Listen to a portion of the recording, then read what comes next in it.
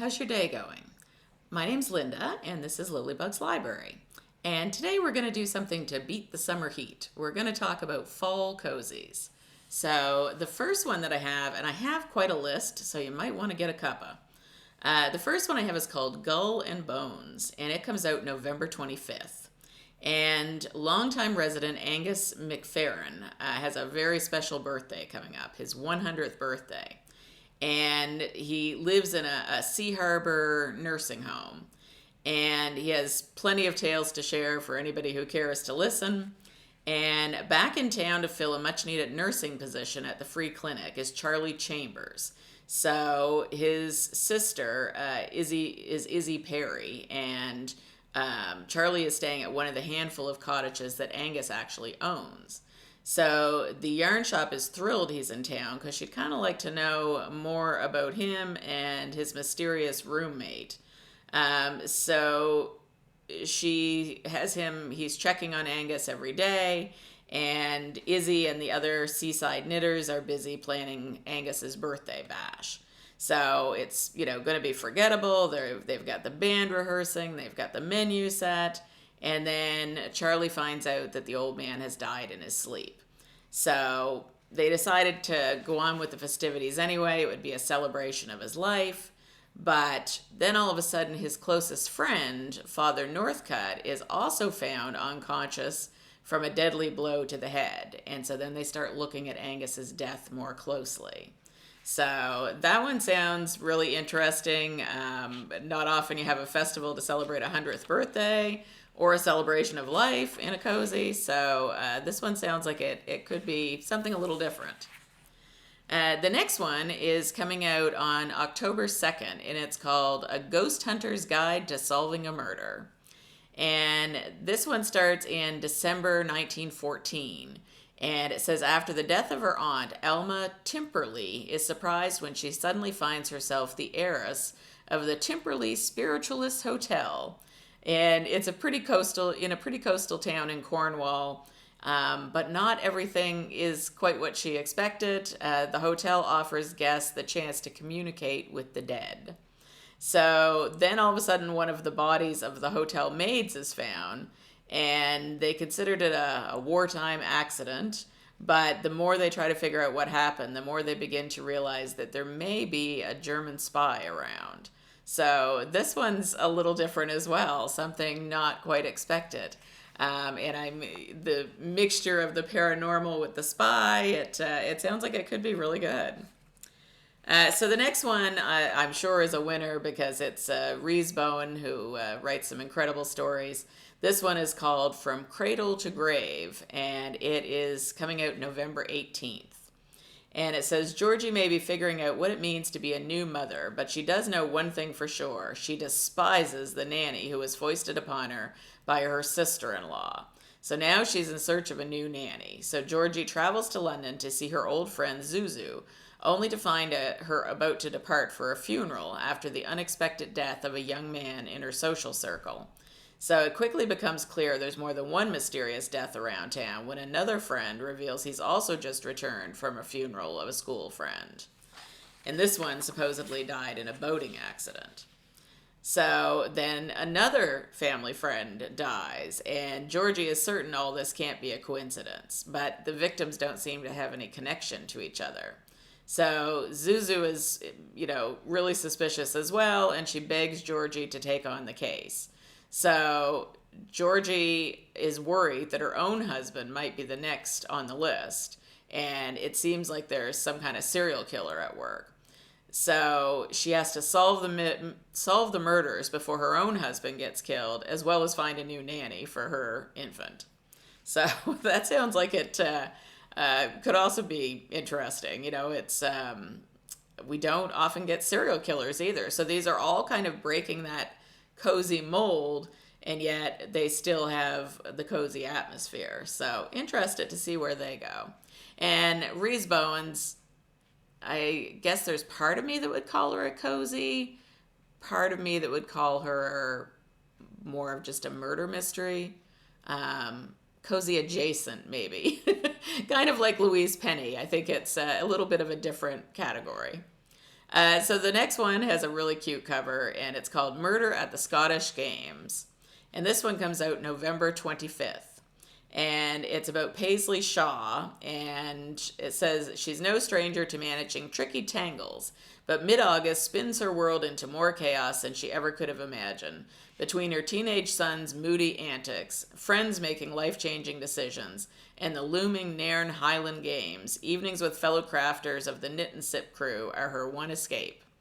So she joins the game's organizing committee, and she's instantly plunged into a world of clashing personalities and scandalous mishaps. And things get even crazier when Artie Whittle is accused of cheating, and then his ill-tempered father is found murdered the next day. So Artie, he's unconscious, and he's pegged as the prime suspect. So Paisley and D.I. Zephyr team up to untangle the truth. So it sounds really interesting. It's got the Highland Games, which is, caber tosses and kilts and killers and, all kinds of things going on there. So I think that one will be excellent as well.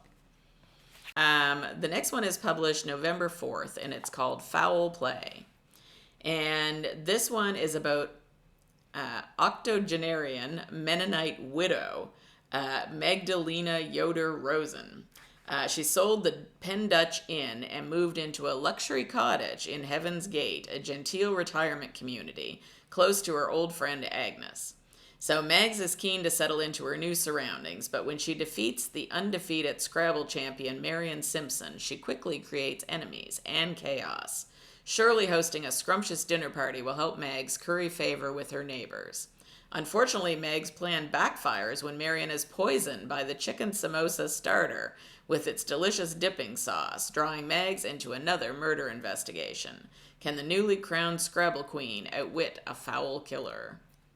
That sounds excellent. And I don't really picture someone who's a Mennonite moving into a luxury cottage, but but I'm interested to see where that goes. So the next one also comes out November 4th, and this one is called Death and the Final Cut. And it says that Cambridge has Hollywood descend on it when the historic round church becomes a film set for Viking Bride, starring famous, albeit fading, actress Agnes Dermont.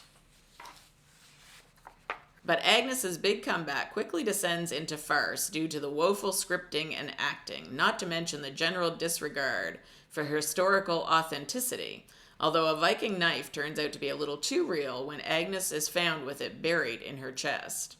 Detective Chief Inspector Arthur Street just encounters bitter rivalries, simmering tensions, and devastatingly dark secrets among the crew and cast as he investigates.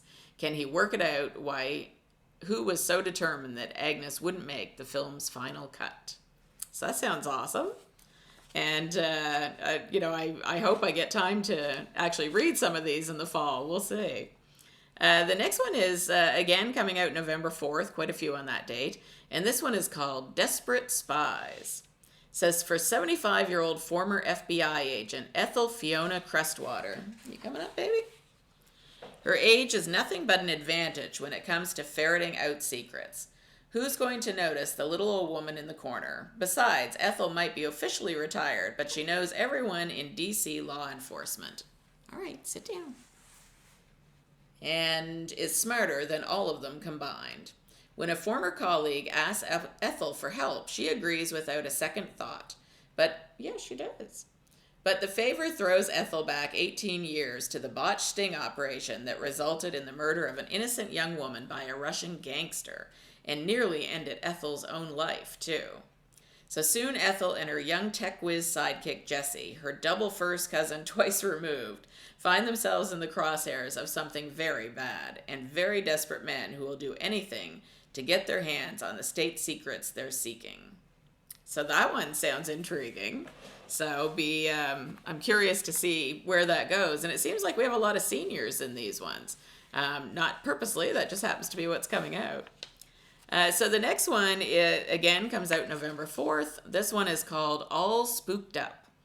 And it says, dealing with her father's recent death, Laura Meehan decides to move back into her Jersey hometown, decides to move back to her New Jersey hometown and take over the paint and wallpaper store that he opened after quitting his straining job in the police. Knowing that she's uprooting her own and very supportive husband Roy's lives, she's determined to continue her father's legacy and keep the business alive.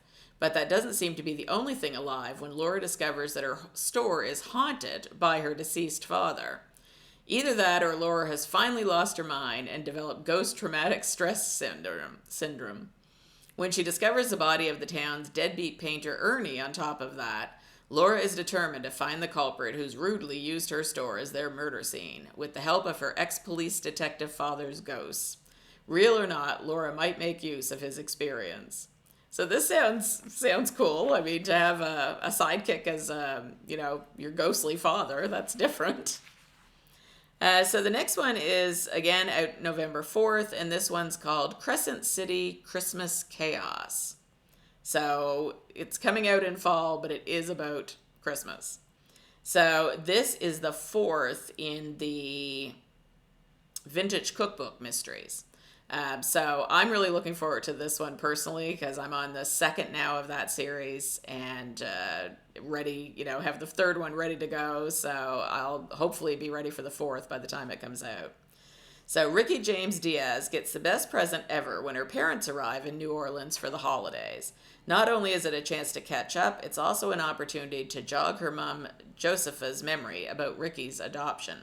The details have always been shrouded in mystery, and Ricky understands why when she learns that her mom was blackmailed for years, simply for not wanting to lose her precious daughter. But digging into the past soon lands the James Diaz clan in water hotter than a big pot of gumbo. When the woman who extorted Ricky's mom is found dead at her home, Josepha becomes the primary suspect.